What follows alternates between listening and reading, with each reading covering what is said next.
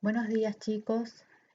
Continuamos con la materia y en la primera parte de la materia, que es higiene y seguridad industrial, vamos a hablar en primer lugar de los aspectos vinculados a la higiene industrial.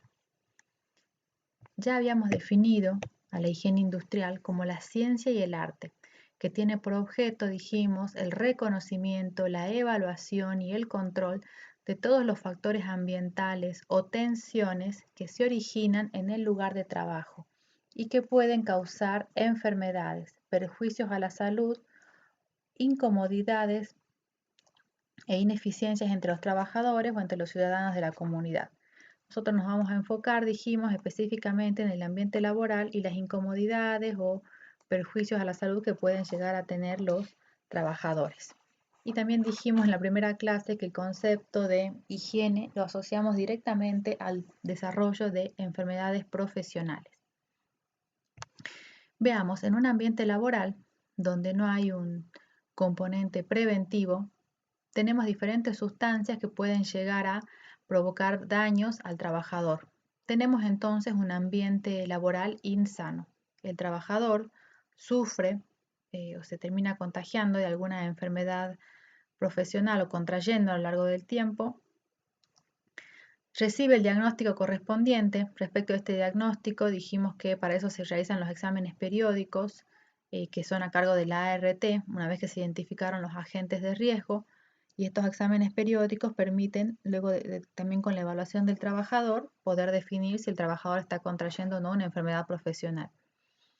Esa enfermedad, una vez que es identificada, recibe un tratamiento y, en lo posible, una curación para aquellas que puedan llegar a curarse de algunas enfermedades profesionales que son irreversibles, como por ejemplo la pérdida de la audición.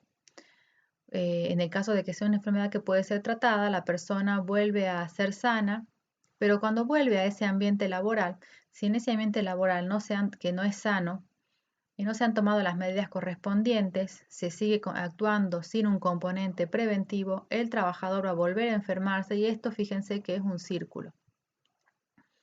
Ahora, si hablamos entonces de el componente preventivo, aquí es donde interviene el higienista laboral, podríamos decir, o el especialista en higiene y seguridad. Tenemos el ambiente insano, el trabajador se enferma, es diagnosticado de esa enfermedad, es tratado y en el mejor de los casos curado y se transforma en un trabajador sano. A su vez, ¿qué debe hacerse? Se debe actuar sobre ese ambiente laboral. Para ello, se debe identificar y evaluar el problema. Esta es parte de la tarea del higienista laboral. Implementar las medidas de control que correspondan o medidas preventivas para evitar que ese ambiente laboral sea insano y se transforma en un ambiente sano a donde el trabajador vuelve a ser insertado y ya no va a contraer la enfermedad profesional. Dijimos entonces que hay un campo de acción o un ámbito de aplicación de las actividades del higienista industrial y también del médico laboral. Respecto de ello, mencionamos que tienen ciertos tiempos de cumplimiento, ciertas horas a cumplir según la cantidad de trabajadores y de los riesgos, y eso estaba fijado en el decreto 1338 del año 96. Aquí fíjense, tenemos los peligros originados por diferentes fuentes dentro de ese ambiente laboral. El trabajador se enferma y es aquí entonces donde el higienista aplica ese componente preventivo. Cuando el trabajador está enfermo y ya presenta síntomas o bien desarrolla la enfermedad, en el tratamiento es donde interviene el médico laboral. Decimos entonces que las etapas de la higiene industrial son el reconocimiento, la evaluación y el control. Y esto nos tenemos que recordar a lo largo de los diferentes componentes, de los diferentes riesgos que vamos a estudiar en la higiene industrial.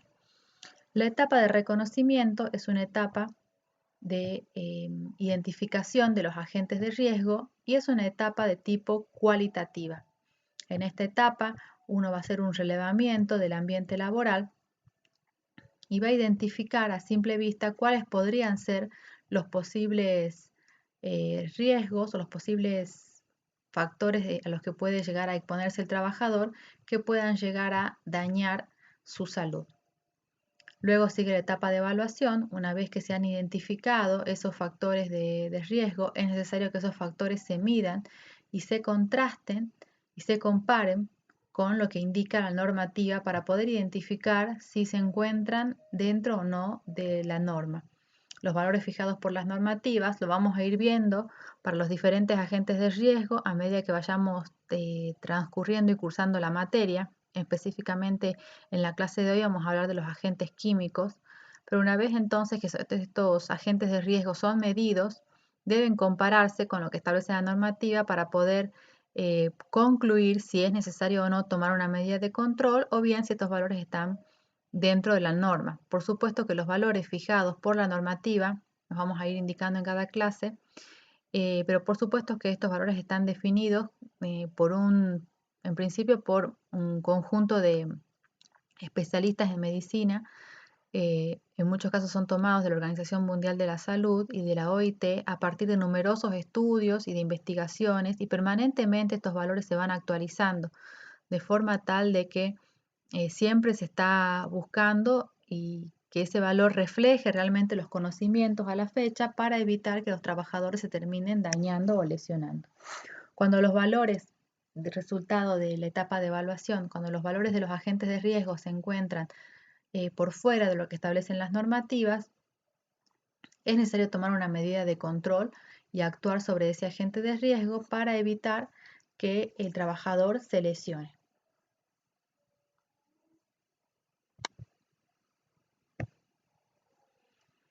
Podemos decir entonces que los diferentes tóxicos, ya cuando hablamos de sustancias tóxicas nos estamos refiriendo en particular a agentes químicos, pero en general existen diferentes niveles de tolerancia, sobre todo sí para las sustancias tóxicas en un ambiente laboral. Cuando las sustancias ingresan al organismo, dijimos que pueden desarrollar una enfermedad profesional que eran el resultado y la combinación de dos factores. Uno de esos factores era la concentración ambiental de los contaminantes por encima de los límites permisibles y el tiempo de exposición lo suficientemente largo. El desarrollo de una enfermedad profesional, por lo general, bueno, como dijimos, es muy lento, y es una consecuencia del desarrollo normal de las tareas en un ambiente laboral, pero que se realizan estas tareas en forma inadecuada. Tiene que tener en cuenta que frente a cada trabajador, por cada trabajador enfermo que es reconocido por las normas, existen muchos casos de trabajadores que tienen su salud parcialmente resentida y que corresponden a enfermedades que son subclínicas y que muchas veces no son reconocidas por los mismos trabajadores. Los mismos trabajadores no se dan cuenta de que están enfermos, tampoco sus empleadores y en muchos casos tampoco lo hacen los médicos laborales, a menos que se los someta a exámenes minuciosos con técnicas especializadas.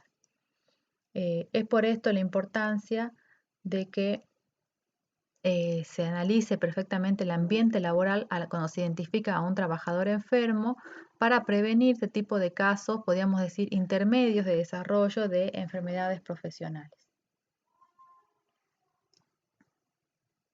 Muchas veces aquí en el concepto de higiene y seguridad podría ser que se encuentran algunos empleadores, sobre todo, que son quienes deben hacer las inversiones cuando se identifica algún problema que debe ser corregido en el ambiente laboral.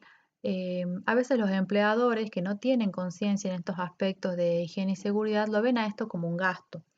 Sin embargo, debe tomarse conciencia de que la aplicación de todo tipo de medidas, tanto para prevenir accidentes como enfermedades, que es la parte que nos ocupa específicamente en la clase de hoy, no es un gasto ni una inversión que no sea productiva. ¿Por qué? Porque a la larga, cuando un trabajador se enferma o cuando un trabajador va a desarrollar sus actividades no en el óptimo de su estado físico, termina teniendo consecuencias en las maquinarias, en las materias primas, en pérdidas de productos, en las mitades de un proceso, y a su vez termina con el reemplazo de trabajadores en estos puestos de trabajo, de los trabajadores que están lesionados por trabajadores que quizás no están especializados y que no tienen la experiencia que tenía el trabajador que se enfermó.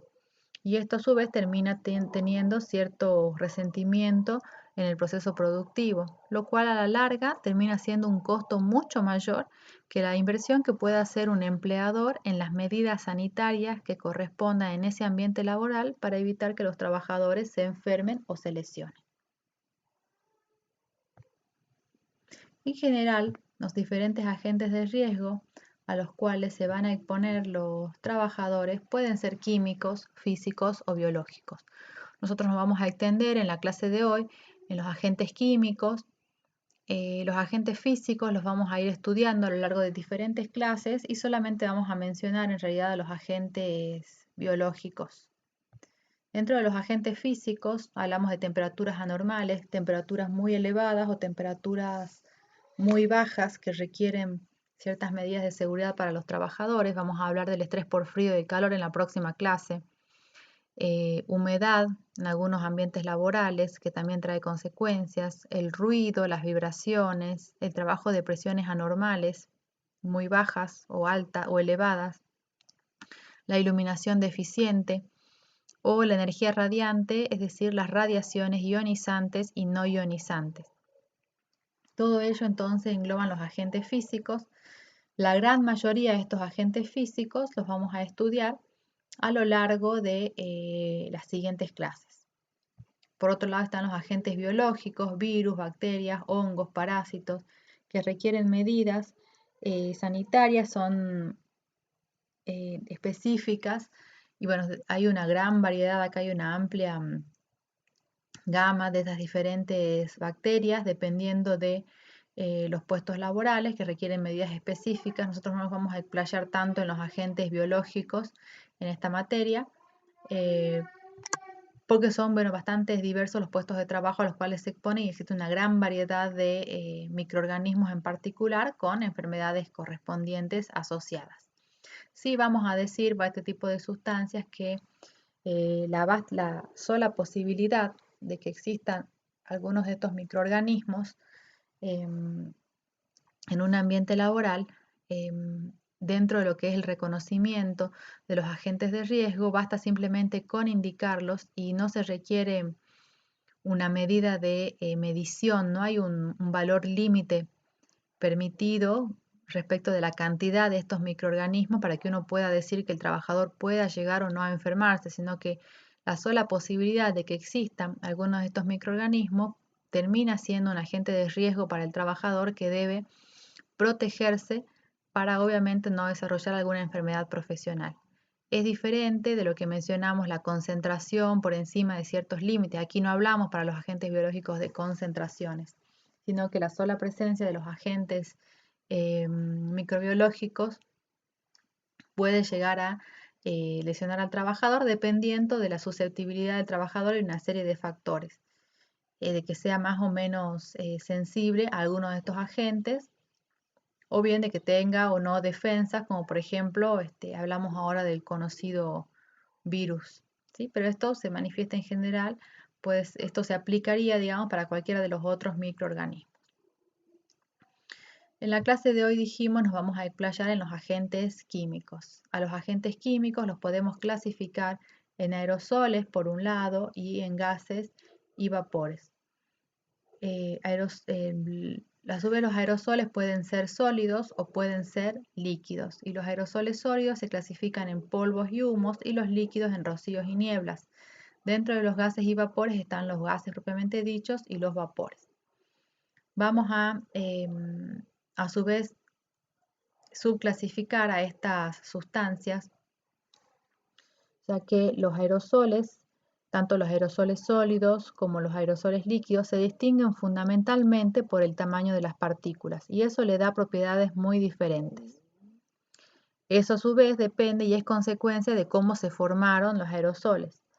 Los polvos y los rocíos se llaman polvos y rocíos a las partículas que se forman por ruptura mecánica de sólidos y de líquidos respectivamente, es decir, aerosoles sólidos, polvos, y aerosoles líquidos, rocíos, corresponden con aquellos que se formaron por ruptura mecánica. Mientras que los humos y las nieblas tienen su origen en la condensación y oxidación de vapores de sustancias que son sólidas o líquidas a las temperaturas comunes. Como consecuencia de esto, en el grupo de las sustancias que se forman por ruptura mecánica, tienen un tamaño mucho mayor que las partículas que se forman por condensación, como mencionamos recién. Es decir, que podríamos hablar entonces en resumen de este cuadro. La formación de aerosoles sólidos por ruptura mecánica son los polvos, y de los aerosoles líquidos los rocíos, y por condensación de vapores los humos y las nieblas. Es decir, el tamaño de los polvos y de los rocíos en tamaño de partícula es mayor que de los humos y de las nieblas, y eso tiene que ver con la forma en la que se formaron.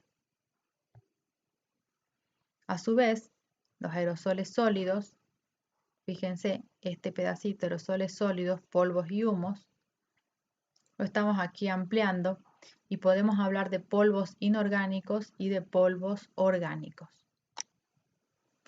Dentro de los polvos, dentro de los humos metálicos mencionamos los óxidos de los metales.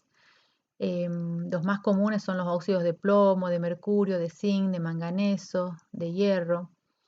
Tienen por lo general un estado de partículas muy pequeños, una división muy fina de partículas, y eso hace que sean fácilmente aspirados por los trabajadores cuando se encuentran presentes en un ambiente laboral y que se depositen en los pulmones. En los pulmones pueden disolverse para pasar luego a la sangre y de esta al resto del organismo, provocando una intoxicación generalizada. Esta es la particularidad de los humos metálicos. Dentro de los polvos inorgánicos, el más importante, el más común, es la sílice. Entonces entraríamos en los polvos inorgánicos neumoconiógenos, los silicios. El más común, el más importante, es la sílice libre cristalizada, que puede ser en cuarzo, en su forma cuarzo, cristobalita o tridimita. El cuarzo es uno de los compuestos más abundantes en la corteza terrestre y es un componente habitual de gran cantidad de las rocas.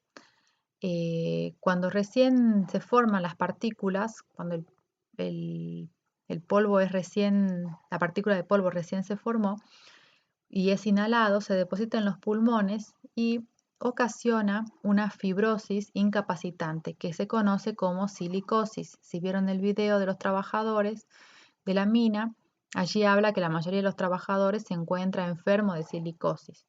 Es probablemente la enfermedad ocupacional más difundida, sobre todo en el sector minero. Bueno, hoy por hoy es las más conocidas, pero hoy por hoy se toman las medidas correspondientes para que esto así no ocurra. Existen otros compuestos, además de la sílice, que pueden tener efectos similares, como los silicatos, que también puede actuar sobre el pulmón y produciendo neumoconiosis. Con la neumoconiosis se define, por eso los polvos se llaman neumoconiógenos, pero se refiere con eso a toda perturbación pulmonar que se origine como resultado de los materiales que sean finamente divididos. También dentro de los silicatos más importantes se encuentra el asbesto, que hoy por hoy se encuentra prohibido, tiene normativas específicas que lo que buscan es la eliminación de que apuntaron en su momento a la eliminación de todo tipo de asbestos que se empleaban como aislantes en los ámbitos laborales por las consecuencias que tenía. Dentro de este grupo también, por ejemplo, podemos mencionar el talco. También tenemos los polvos inorgánicos neumoconiógenos, que son no silíceos, como la barita, el carbón. Aquí están los óxidos de hierro y de estaño. De estas sustancias, por lo general no tienen el mismo tipo de consecuencias que las sustancias neumoconiógenas, ya que por lo general en las neumoconiógenas se refieren específicamente a la presencia de la sílice libre o de silicatos similares. También dentro de los polvos inorgánicos no neumoconiógenos se pueden mencionar sustancias como el manganeso, el flúor, que pueden producir una intoxicación también generalizada. Dentro de los polvos orgánicos tenemos polvos naturales y polvos sintéticos. Dentro de los polvos naturales están los polvos vegetales como el algodón, el bagazo, por ejemplo, la caña de azúcar, que pueden producir una neumoconiosis, algunos productos alérgicos como el polen, la harina, el acerrín y otros residuos vegetales, materias de origen animal como la crin, la lana, entre otros. Dentro de esos mencionamos a los naturales. Y entre los sintéticos hablamos del conjunto de los plásticos y de los afines, las drogas sintéticas y algunos otros productos químicos como los pesticidas que pueden representar cada vez riesgos más importantes para las personas que los elabora o que los utiliza. Si miramos un poco el decreto que hablaba de las enfermedades profesionales, fíjense que se menciona el plomo, las tareas en las cuales el plomo puede llegar a encontrarse y los efectos. Anemias, como una intoxicación aguda o subaguda, síndromes doloroso abdominal, bueno, tiene muchos términos médicos, intoxicaciones crónicas, fíjense, daño orgánico cerebral irreversible, insuficiencia renal, anemias crónicas, consecuencias, por ejemplo, en este caso, del plomo como agente de riesgo. Habíamos mencionado la sílice, algunos óxidos de estaño, y por ejemplo, como el carbón mineral, que sería no silicio en este caso, en general estamos nombrando acá los inorgánicos neumoconiógenos, uno sería entonces el carbón vegetal, que fíjense que como efecto es una fibrosis pulmonar progresiva también, y en la minería del carbón se encontraría este agente. También los asbestos que hemos mencionado, que son, fíjense que una de las consecuencias es el cáncer. Estas sustancias, hoy por hoy hay normativas específicas referidas al asbesto y se encuentran eliminados de prácticamente todo ambiente laboral. Dentro de los no neumoconiógenos, habíamos mencionado el flúor. Dentro de las actividades, por ejemplo, la metalúrgica del aluminio, la fabricación de fosfatos, de vidrio. Y, por ejemplo, algunas de las manifestaciones, una conjuntivitis aguda, quemaduras químicas, dermatitis agudas irritativas. Fíjense que este tipo de enfermedades, aparentemente muchas de las cuales pueden ser tratadas y luego curadas. Quizás que esta es una de las enfermedades que más se presta a que el trabajador no identifique por sí mismo que se encuentra enfermo, porque una conjuntivitis quizás es algo que uno puede llegar a pensar que podría contraer también en la calle, o una dermatitis aguda. Quizás uno no siempre la puede llegar a asociar con un riesgo en su ambiente laboral, a menos que el trabajador sea debidamente capacitado e informado de qué signos puede llegar a observar en él, que sea un indicio de que está siendo afectado por alguno de los agentes de riesgo que se encuentren presentes en ese ambiente. Entonces es importante que el trabajador pueda identificar esto. ¿Para qué? Porque si evidentemente el trabajador está teniendo algún síntoma, quizás no están tomadas todas las medidas correspondientes para contener a este agente de riesgo y evitar que lesione al trabajador. O quizás el trabajador es muy sensible a este agente y requiere o más medidas de control o bien que se lo mude de puesto de trabajo, ¿sí? De allí es la importancia de formar y capacitar a los trabajadores, no para asustarlos ni decir que en todo ambiente laboral es inevitable que un trabajador se enferme. No estamos indicando eso, sino estamos indicando las consecuencias de no atender correctamente a estos agentes de riesgo cuando se encuentren presentes en un ambiente laboral en concentraciones. Obviamente, recordemos que siempre estamos hablando de las concentraciones por encima de los límites permitidos. También hablamos de sustancias orgánicas naturales como el polen, las harinas, en general, entre otros. En general, la norma también habla de la sustancia, el acerrín, habla de sustancias sensibilizantes de las vías respiratorias, algunos medicamentos y bien y algunas tareas que que tienen vinculada este tipo de agentes. Por ejemplo, la preparación y manipulación de sustancias extraídas de vegetales, ¿sí? El empleo de la colofonía en caliente, los aserraderos y otros trabajos con exposición a polvos de madera, bueno, son preparación y empleo de la harina de soja, son puestos de trabajo que están vinculados a la presencia de estos agentes de riesgo. Ahora, ¿de qué forma podría el trabajador recibir o incorporar estos agentes de riesgo? Y existen diferentes vías de ingreso al organismo. Cuando las sustancias entran en contacto con el organismo, pueden tener efectos locales o efectos generalizados. Existen muchas sustancias que tienen como consecuencia efectos locales, por ejemplo, sustancias cáusticas, ácidas o alcalinas, que por lo general pueden tener como consecuencia una sensibilización de los tejidos por contacto con la piel o por contacto con otras partes del organismo, como la superficie del aparato respiratorio. Pueden generar, por ejemplo, alergias. Por este motivo, lo que mencionamos como efectos de las enfermedades, como efectos de los agentes de riesgo, las dermatitis, las inflamaciones o reacciones de la piel, son las enfermedades profesionales más comunes, pero como son tan localizadas, en muchos casos, ni los trabajadores le prestan atención por su aparente falta de gravedad. Sin embargo, cuando estas enfermedades se tornan más serias, en muchos casos generan ausentismo en las jornadas de trabajo. Por tal motivo, es importante atenderlas correctamente. Tenemos por otro lado los efectos generalizados en el organismo, y esto se debe a que el ingreso de los agentes de riesgo se puede hacer por tres vías: el aparato respiratorio, el digestivo y la piel. Podríamos decir que el aparato respiratorio es el responsable, y las sustancias que ingresan a través del aparato respiratorio, podríamos decir que a partir de allí se manifiesta el 95% de las intoxicaciones que sean de origen en el aparato respiratorio. ¿Por qué? Porque nosotros estamos permanentemente respirando y no podemos hacer en forma selectiva, no podemos seleccionar el aire que estamos respirando. Más de 4 minutos que el cuerpo no esté respirando, comienza a producirse la muerte. Por tal motivo, es importante el cuidado del aire en el ambiente laboral y de la manifestación de algunas sustancias que pueden encontrarse presentes en el aire del ambiente laboral justamente.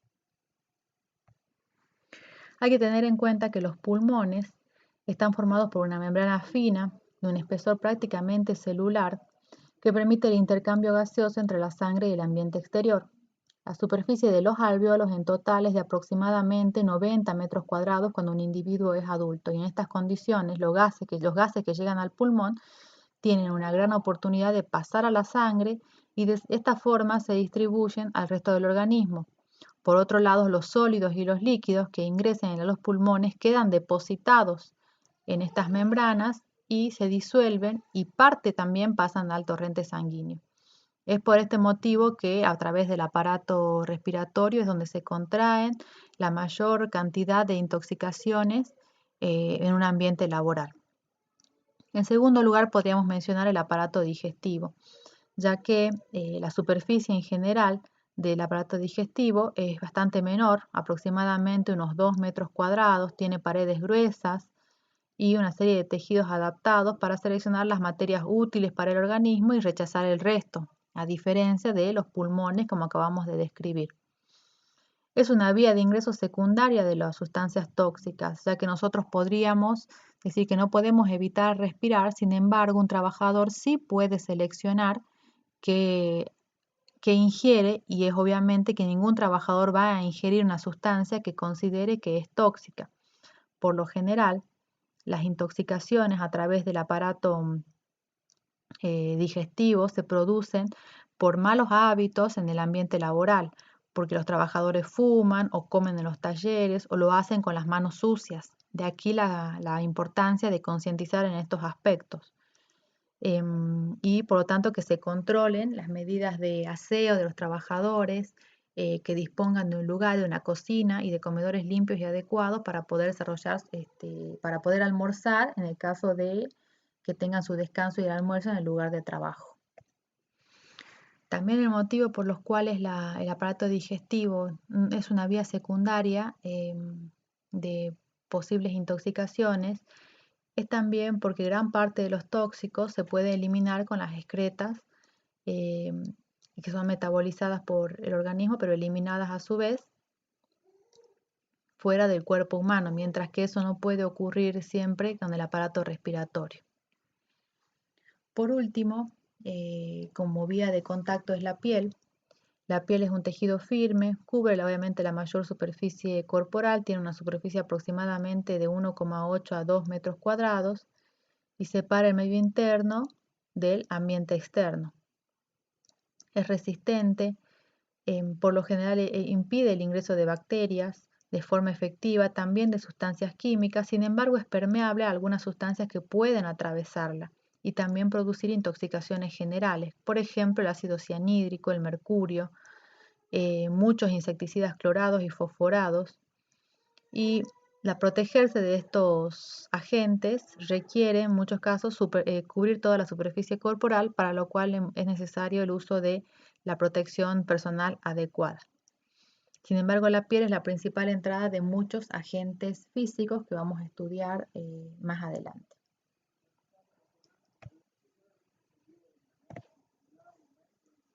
Aquí tenemos un esquema de el diámetro de las partículas en micrones y el porcentaje de retención. En la línea llena tenemos la retención alveolar máxima, que se produce para un tamaño de partícula de 1 micrómetro. La retención alveolar mínima para esta que es línea de raya y puntos. Y las vías respiratorias superiores, que tienen una mayor retención para partículas cada vez más grandes, que lo marca la línea que es puramente de trazos. Respecto de esto y de cómo se controla, existen lo que se llama concentraciones máximas permisibles o CMP. Una concentración máxima permisible es la concentración de una sustancia en el ambiente de un lugar de trabajo, por debajo del cual existe una razonable seguridad de que la persona puede desarrollar sus labores en forma indefinida en una jornada laboral, es decir, 8 horas, durante toda su vida de trabajo sin sufrir molestias ni daños a su salud.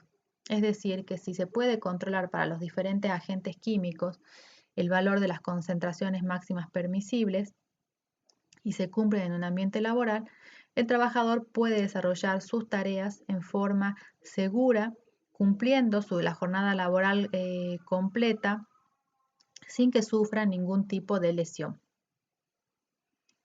También está la concentración máxima permisible por cortos periodos de tiempo. Se identifica como CMP-CPT.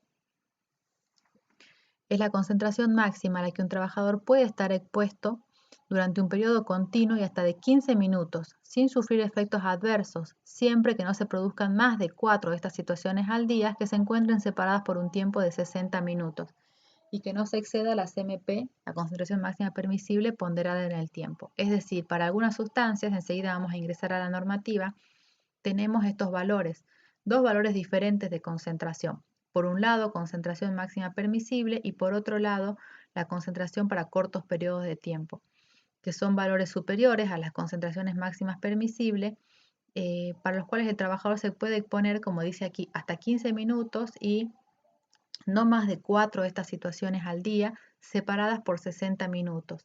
De esta forma también podemos asegurar que no existiría riesgo al trabajador. Esto se da porque en algunos ambientes laborales existen picos frente a algunas sustancias y podían llegar a presentarse algunas de estas situaciones. No todas las sustancias tienen valor para cortos periodos de tiempo. Para algunas sustancias no es admisible que se sobrepasen las concentraciones máximas permisibles en ninguna circunstancia, sino que solamente algunas tienen estos valores.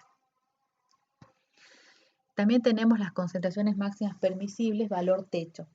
Estas sustancias, cuando tienen este valor fijado, quiere decir que esa concentración no se debe sobrepasar en ningún momento durante la exposición en el trabajo. ¿Por qué? Porque la sustancia es muy tóxica y si se llegase a sobrepasar, puede llegar a provocar lesiones en el trabajador. Respecto de esto y de las concentraciones máximas permisibles, la Ley Nacional 19.587, y aquí tendría que mencionar su decreto 351 de 79, en el capítulo 10, anexo 3, se refiere justamente a las concentraciones máximas permisibles. Estas concentraciones, a su vez, muchas de ellas, no todas, fueron actualizadas. Como dijimos, se van haciendo estudios, se va investigando más sobre las diferentes sustancias y en muchos casos se actualizan las concentraciones máximas permisibles, a veces haciéndolas más restrictivas, otras veces haciéndolas más permisivas, y se investigó y se identificaron efectos más leves de ciertas sustancias, y en muchos casos incorporando al listado de sustancias químicas, que es bastante extenso, otras sustancias que no que no estaban consideradas anteriormente. Como para que tengamos una idea, aquí yo tengo una fracción de la ley de higiene. La voy a achicar porque no quiero... un poquito más y un poquito más. Sí, la achico porque no quiero mover lo que me está enfocando la pantalla específicamente. Fíjense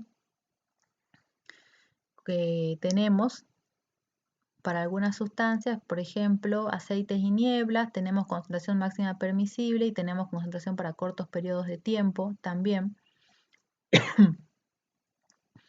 Y si vamos por orden alfabético y vamos recorriendo la norma, fíjense que, por ejemplo, acá para algunas sustancias no tenemos concentraciones para cortos periodos de tiempo. Por ejemplo, los fluoruros tenemos concentraciones máximas permisibles, pero no para cortos periodos de tiempo, es decir, que no para todas las sustancias, ¿sí? Tenemos, como mencionábamos recién. Para la gran mayoría sí, pero no para todas. Entonces tenemos, fíjense, la gran cantidad, el listado bastante extenso de sustancias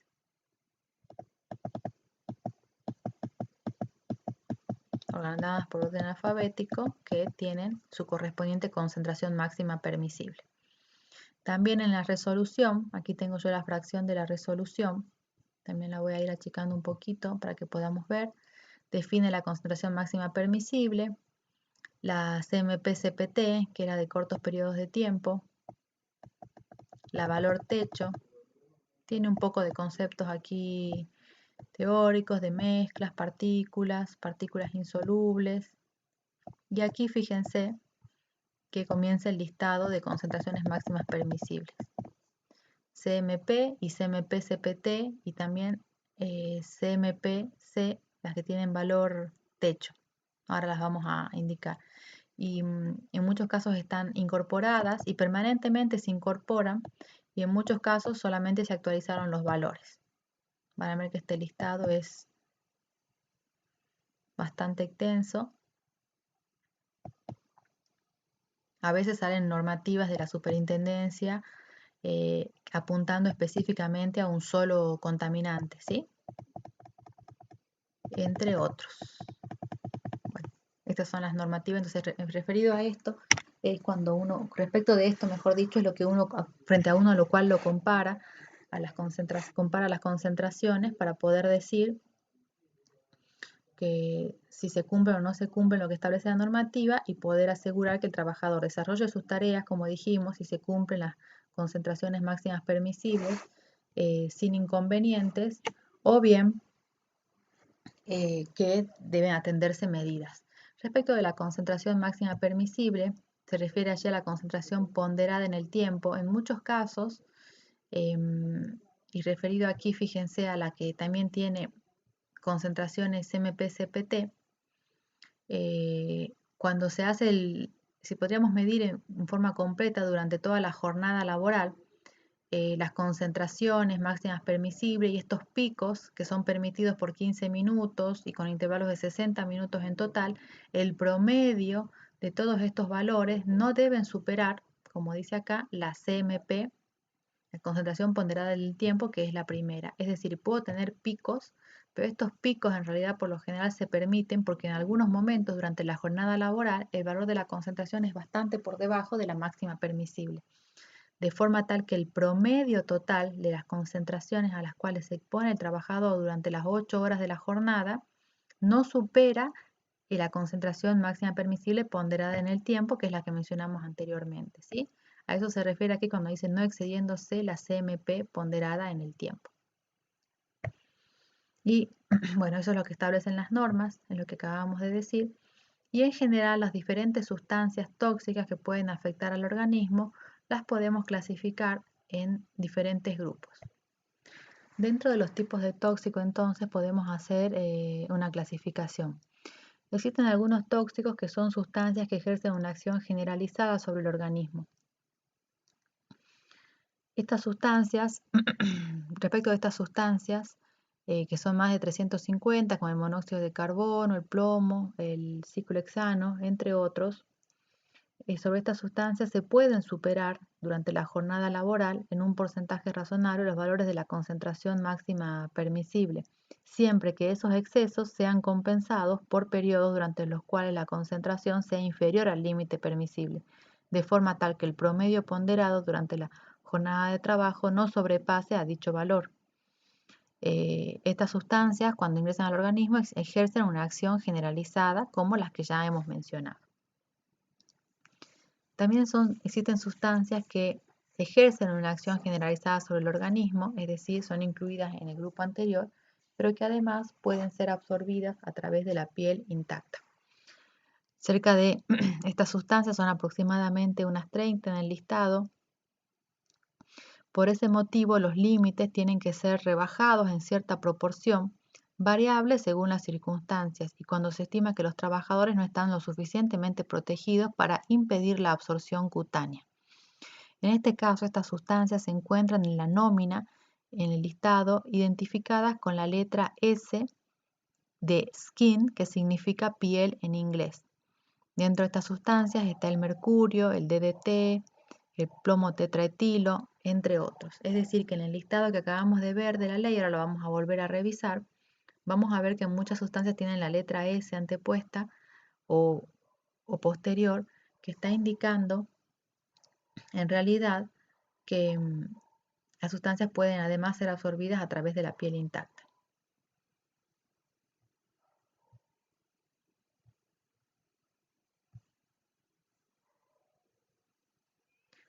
También están las sustancias que son irritantes o narcóticas o capaces de producir efectos irreversibles. Son sustancias que se encuentran identificadas aproximadamente 24, que puede ser que se haya ampliado este número, como el ácido cianhídrico, el ácido clorhídrico, el yodo, entre otros. Estas sustancias se encuentran identificadas en el listado de agentes químicos por la letra C, que significa ceiling o techo en inglés.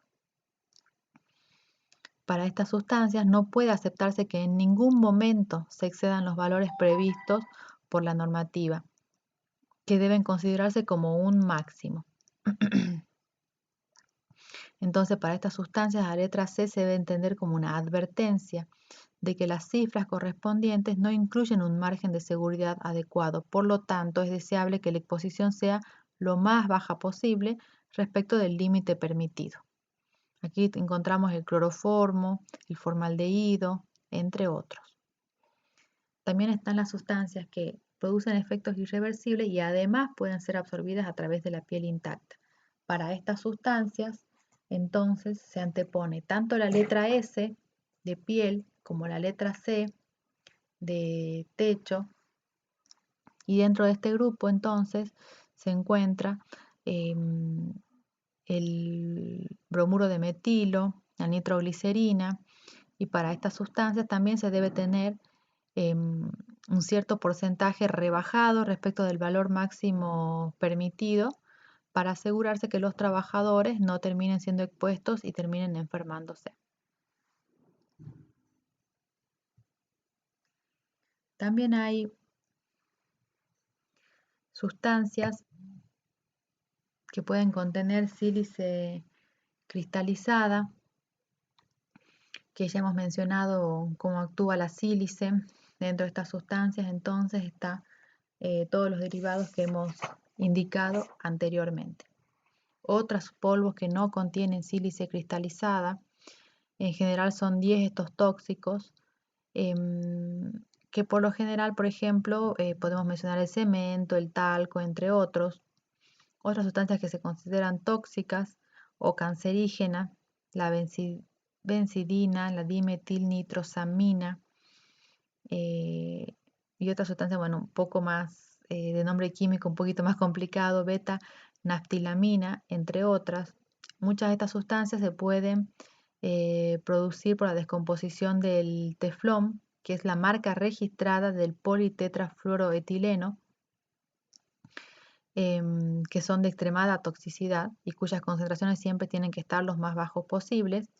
Y están también dentro del listado los gases o vapores inertes, y aunque estas sustancias decimos que son inertes, no carecen de efectos tóxicos, sin embargo deben ser atendidas porque pueden actuar como asfixiantes porque desplazan el aire y por lo tanto rebajan el porcentaje de oxígeno disponible en el aire, y allí entonces donde radica su peligrosidad.